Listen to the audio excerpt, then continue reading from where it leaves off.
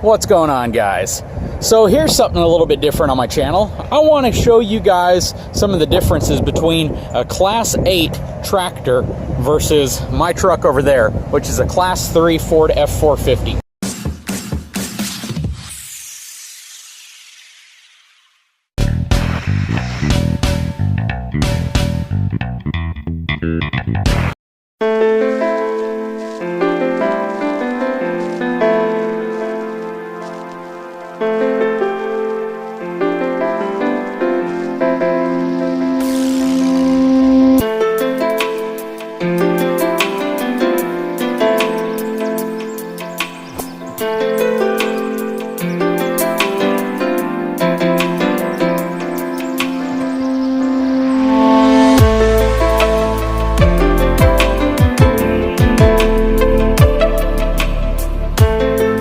First of all, I'd like to give a big shout out to French Ellison, which is a truck center here in Corpus Christi. They have locations all over the country, but if you're in the market for a Class 8 semi-truck or really any type of commercial vehicle, they have just about everything from large tractors to they have cement trucks over here, they have roll-off trucks, they have everything you can imagine out here.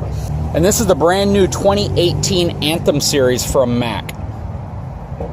So the main point of this video is there are a lot of people who watch my channel and they want to know if something like this is what they need to tow a large fifth wheel. You know, fifth wheels that start to get in the 25,000 pound range and larger. The decision to use a Class 8 rig like this or an F450 pickup truck like what I have could really be a hard decision depending on what you're trying to do. Now, the first thing you have to ask yourself is, can you handle a rig this big? This truck is 30 feet long. So if you get into something like this, you are absolutely going to be in a situation to where you are going to have a very long vehicle. A lot of people who use these to haul RVs will actually have the frame shortened and they'll go with the single axle here in the back versus tandems. Now, another question you have to ask yourself is, do you need a sleeper berth versus a crew cab? On a Class 8 rig like this, you're going to have a sleeper berth. The sleeper berth is essentially going to be a big bedroom behind the cab of the truck that allows you to sleep or take a rest or nap or whatever in it. But it's not really set up for extra passengers. So it's not going to be like a crew cab pickup truck where you have a rear seat that you can take your family with you, right? Something like this is going to be more for a couple that might have some pets or, you know, need a place to rest or relax in the back of their rig. Another serious consideration is that this truck is 8.5 feet wide versus an F450, which is going to be about 8 feet wide at the back because of the dually fenders, but at the front of the truck it's going to be closer to about 6.25, 6.5 feet wide. So maneuverability in small parking lots, of course, is a big perk of a pickup truck over something this large. Basically, you're not going to be taking something like this through a McDonald's drive-thru. Also, 22.5-inch Alcoa wheels versus the 19.5-inch Alcoa wheels that come on the F450. You have a really good turning radius for something like this, but just keep in mind that the wheelbase on this truck is much longer, and because of that, it's going to take more room to do a full circle. However, 45-degree angle on the turn, same as the F450, even though if you look at an F350 or a Ram or any of the other dualies aside from an F450, unless you're going, of course, for like a Ram 4500, 5500, that also gets the wide track front axle like the 450, but typically you're going to have anywhere between a 39 and 42 degree turning angle on most pickup trucks. So 45 degree turning angle on this truck, 45 degree turning angle on the 450, typically 39 to 42 degree turning angle on all other pickup trucks.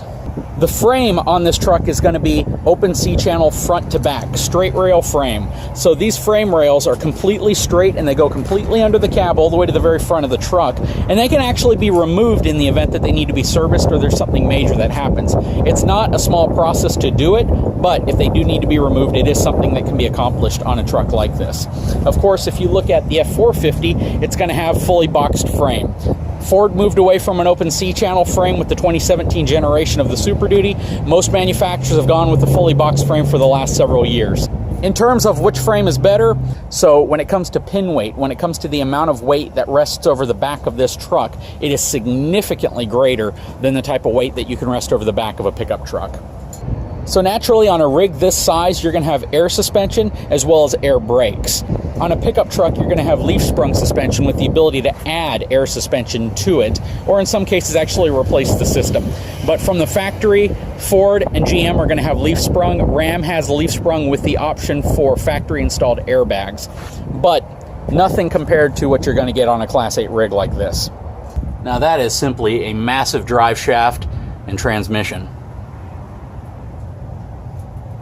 This is a beautiful, beautiful rig. Look at the size of these rear axles. Now this truck has a choice of a few different engines, but the main engine option for this is going to be called the MP8TC. Basically, you can get this engine with up to 505 horsepower and all the way up to 1,860 pound-feet of torque. Now, when it comes to towing, this specific truck can tow any RV you can put behind it. There is no fifth wheel on the planet that a truck like this could not tow. It's going to come with what's called an automated manual transmission. It's a 12-speed transmission, direct drive with overdrive. They do have a second engine option for this, which is called the MP7, which has a peak horsepower of 425, and the torque peaks out at about 1,560 pounds. If you get the MP8TC, it's going to be a 13-liter. If you get the MP7, it's going to be an 11-liter engine. So the sleeper berth in a rig like this is going to have a large bed as well as a TV, and it's going to have just basically convenience items for truckers who are going to use something like this OTR or over the road. The ability for them to have a nice place to retreat to.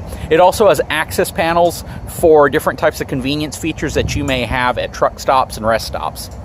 This truck has all LED headlights, both high beams and low beams, and turn signals are LED on this truck. This truck also has radar collision avoidance built into it right here. Very nice safety feature available on some of these newer trucks. Coming around to the driver's side, you have your DEF fill tank right here, as well as both your engine block heater and your shore power connection. Bridgestone 295/75R 22.5 tires on this particular unit. And this truck has dual 125-gallon tanks.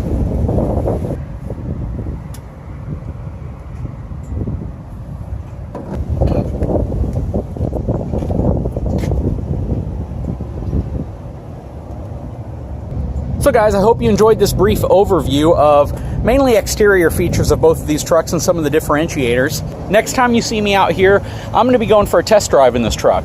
The person I was supposed to meet up with today had to reschedule because he had to run out somewhere, but we're going to take this thing out, we're going to look at the interior of it, we're going to see some of the other specifications of it, and from a technical perspective, you're going to get a lot more information. Guys, if you haven't had a chance, please take a moment, subscribe to my channel, give me a thumbs up, and we will talk to you again soon.